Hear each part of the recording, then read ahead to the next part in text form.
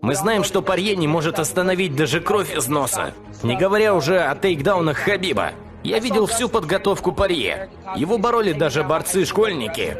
У него вообще нет борьбы, так что меня вообще ничего не удивило. Хабиб бьет тех, кто не умеет бороться. Если он будет драться против такого бойца, как я его разоблачу. Я его вырублю.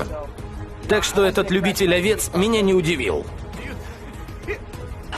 Как думаешь, может ли быть такой вариант, что он сменит весовую категорию? У него возникали проблемы со сгонкой веса, и мне даже показалось, что он собирается в полусредний вес. И мне стало интересно, ведь я знаю, насколько это легкий бой. Удар Киноль может только бороться, а борьба — это то, чем я занимаюсь с 5 лет. Так что к борцу от природы Хабиб точно не готов. И в легкой весовой он не без причины. Он знает, что король полусреднего веса я, и для него я тяжелый противник. Так что я не удивлен, что он не хочет менять вес. И дерется в детской весовой, пока я дерусь в мужской.